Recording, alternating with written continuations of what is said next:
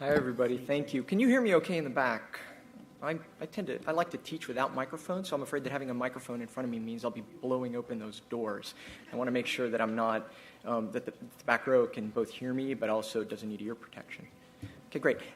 Well, I'm supposed to be here representing the Society as the editor-in-chief of a Society journal, but I should emphasize from the outset that this really here is much more my own opinion. This is not an official, Society presentation. This is the executive council of our association did not empower me to speak on their behalf to you. But it does reflect both what I see as trends amongst our authors and the perceptions of our editorial board and some of the interactions that we've had since I've taken over as editor-in-chief in the last year and a half and before then serving as associate editor. Well, so who are we? We are the Association for Tropical Biology and Conservation. We were founded in 1962, and we are the largest and oldest professional society dedicated to the study and the conservation of tropical ecosystems. And a lot of us got into it because we were really motivated by the spectacular biodiversity that you see in places like this. This is a golden-headed tamarin from Brazil. And so that's what got us into it, doing research on these systems. But as a society, what our mission is really what I think a lot of society missions might be, which is to increase awareness about the issues that we're concerned about, to both promote education. That's my former student Irina there in the corner, learning how to do canopy cover photographs, but also promote interactions amongst researchers in different parts of the world, like the crew on the bottom left. And really much more important, and it's become increasingly important to us as a society, has been to work with leadership in tropical countries, be that at the community level, like you see on the top left-hand corner there, or even at the national and transnational level to increase awareness and implement policy changes that result from some of the work that we do. And so, to tell you a little bit about open access and why we think it's important, I have to tell you not only about, kind of who we are and what our title is, but also tell you why I think that we are really mission-driven and we think it's really important. I mean, tropical ecosystems are home to the majority of the Earth's biodiversity. Basically, the redder it gets there, the more species there are, and this is only terrestrial, and it doesn't include any of the stuff below ground, the fungi and bacteria, or any of the marine stuff, obviously. I mean, they're the home, if you're worried about species diversity and all the ecosystem services that are provided both by those species, if you like, for instance, eating fruit and you think pollinators are important, it's the tropics you have to worry about. If you like to breathe air, drink water, that kind of stuff, carbon storage, the source of the majority of the world's water, all that kind of stuff. But also people, right? Currently, about 40% of the people in the world live in tropical ecosystems, and it's predicted to go up to over 55% or so by the year 2050. Now, a lot of people tend to think of that as being a primarily rural people, but the tropics have made a demographic shift to primarily urban population centers. And so a lot of the world's megacities, Sao Paulo, Jakarta, right, Kinshasa, these are tropical cities. And so we are working on questions that are related to what is happening in this place, this very narrow band, actually, of the world's surface area, which is between the 23rd parallels. And more to the point, it's not just about really cool monkeys or ants, which, and plants, which is what I'm really into too, but the emerging political, agricultural, and political superpowers are increasingly tropical countries, right? So at the very top, you have, 3 of the top 10 countries in the world by GDP are countries that have a large amount of, they're either entirely tropical or they have a lot of tropical stuff in them. So obviously China, India, and Brazil. You could include the top part of South Africa if you wanted to extend it all the way to the BRICS.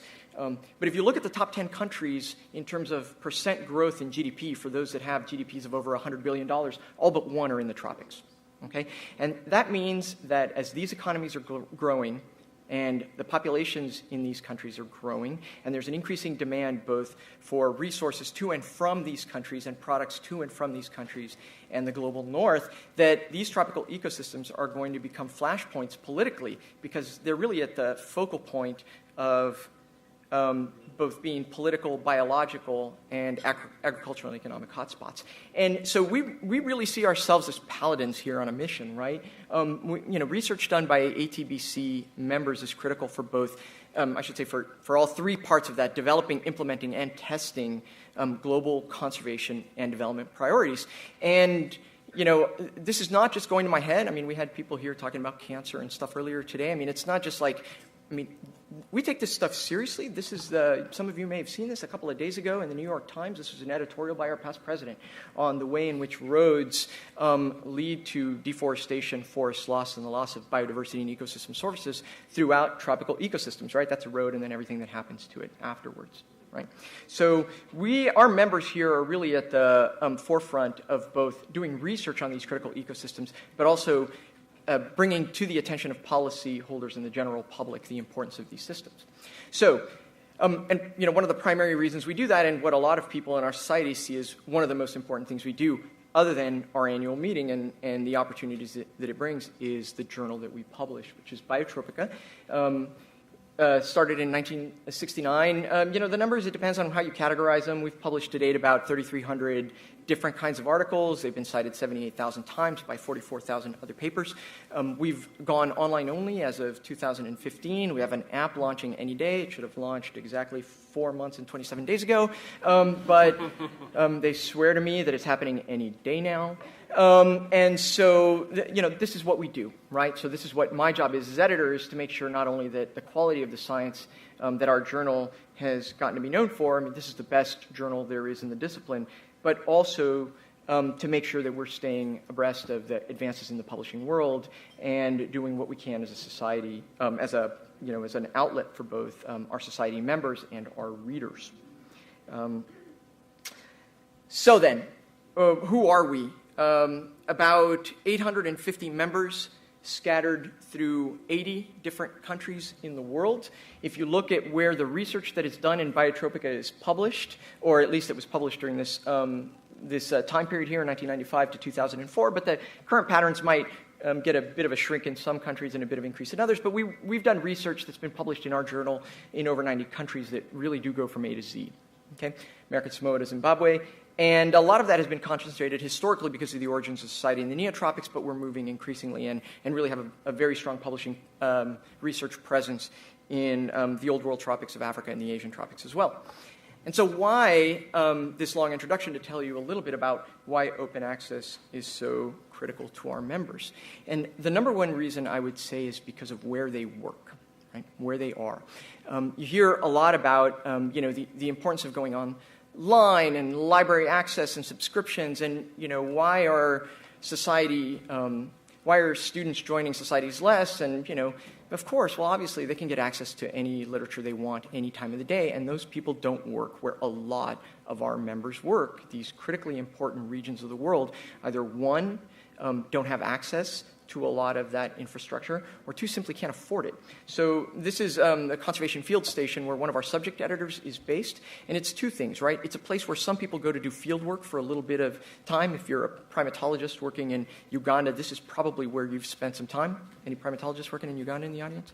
Didn't think so. Okay, so when our researchers go to do field work there, they go there. Now, they have a reasonable connection. They can get access to the internet, but they can't afford a subscription to this journal, right? They can't afford an institutional membership, although our society has managed to get some funds together so that we can provide some of these institutions that really need it.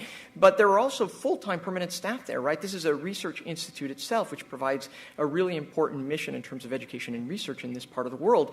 And so it's both short-term researchers there who are doing field work for a time period, professional staff as well, and other students in the region who simply may not have access to those paywalled articles that are fundamental to them doing their work. I can't really emphasize enough to you how hard it is to work in some of these parts of the world. I do a lot of my research in the city of Manaus, which is in the central Amazon. It's about 2 million people. And the best place that you can go to find researchers at the National Institute for Amazonian Research, which is where I'm based when I go down there, is to go to the mall. And the reason is that the internet falls all the time at INPA, but at the mall, it's always working great, right? We crawl along the information superhighway in 2015 in a city of 2 million people. It's the largest city in northern Brazil. So access is really challenging. It's challenging because of the infrastructure required to download articles, even if you do have subscriptions, but also because of the cost. It's prohibitive to a lot of places working in the other places of the world.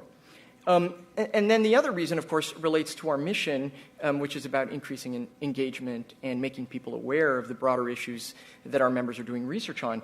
And that's, a key audience, which for us is the public, and also leadership, congressional leadership, ministry leadership, the NGO sector, doesn't, I mean, I would love it if they did subscribe to Biotropica, but they don't. And, you know, to tell you a little bit about the power of open access as it relates to these big policy issues, I don't know, you have any soccer, football fans? I grew up calling it football, so yeah, okay. So you know what's on the right there, right? You know what that is? So you want to tell people it's not just the world's cutest animal, which I swear that is probably, you can just, everybody go, everybody. There is no one in here who didn't think that was the world's cutest animal when they saw it. That's a Brazilian three-banded armadillo. It's highly endangered. It's from the very north eastern part of Brazil in the Caatinga, which is kind of a desert scrubby ecosystem. And yeah, that's a little baby, and it does roll into a ball to protect itself when it's threatened by predators. And so it was a very natural mascot for the World Cup that was just held in Brazil. That's Fuleco on the right. So the Brazilian government, as part of its proposal to FIFA to host the World Cup, put forward a bunch of environmental conservation initiatives, including doing things like setting up ecological reserves to protect this species, which is highly endangered and has a very narrow range. This may come as a shock to people, but they fell asleep on the job, and they didn't actually do it. So a couple of our authors published an article in which they called out the Brazilian government, right? We published it. We managed to rush this thing through, got it reviewed, got it out, and it was up the month 2 weeks before the World Cup started. Got picked up by a couple of journalists. Ernesto Escobar, who's one of Latin America's probably most prominent science journalist, had a big blog post about it, shared over 25,000 times on Facebook. In less than a month, this article became our most downloaded article ever. And it was done not because they paid for open access, but because I made it the editor's choice article for the month. It was given a very brief open access window, right? We found out first that we'd gotten their attention within a month when they said, it's not true, FIFA and the Brazilian government, by the way, and then when very quietly, 3 months later, they announced the formation of a couple of ecological reserves to protect the species. That is a combination of a couple of things. Timing, a great story they were telling, an editor who really had, insights into how powerful this could be, worked really hard with the authors, that was me, it was a joke, to do a press release about how important it was, and open access, because people could read this article and be attuned with how important it was and what the failings of the government were. Okay? And then third, the other reason that I in particular, but certainly our audience thinks it's important is because it's not our data, right? These data belong to the people who paid for them.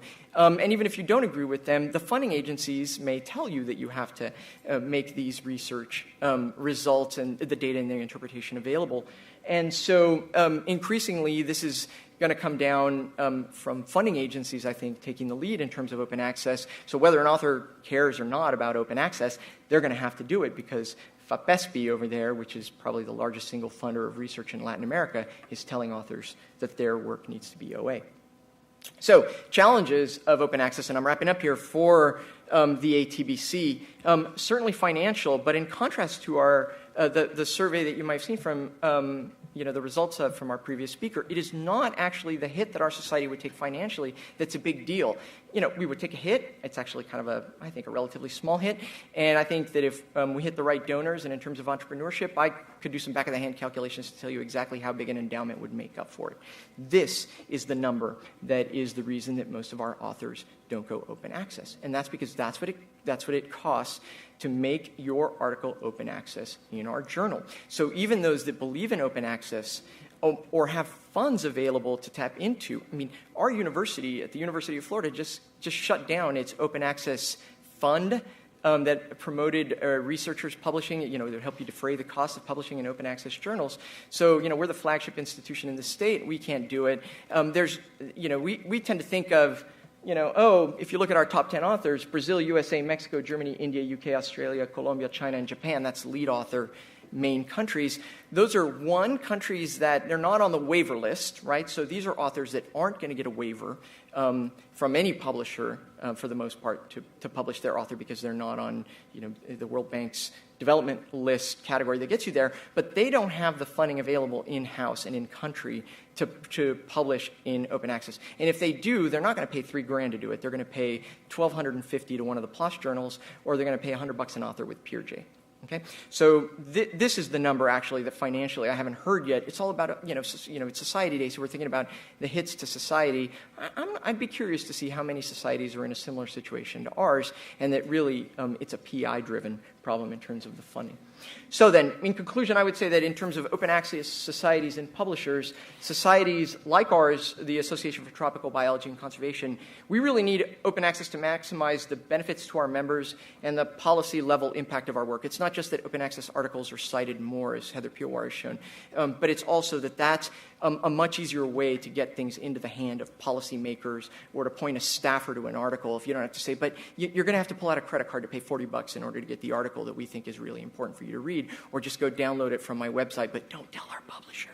And then the second thing is that ATBC members, especially in the Global South, need open access to save the world. They are at the vanguards of conservation, of the air you breathe, the coffee you drink, okay, the teak that you want in your living rooms, the food that you want on your table. They're the ones who are doing it, and if they don't have access to the research, they can't do their jobs.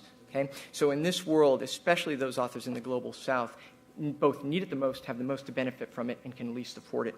And the final thing, and I don't want any publishers in the room to take too much from the picture I chose to close out the presentation, but that what I have been told by members of our editorial board who asked about open access and what publishers in general are doing for it, and what I can do here, and when I told people I was coming, they said I'm supposed to challenge publishers to work with societies on open access, to do more, but not just do more and do the minimum, but to really lead.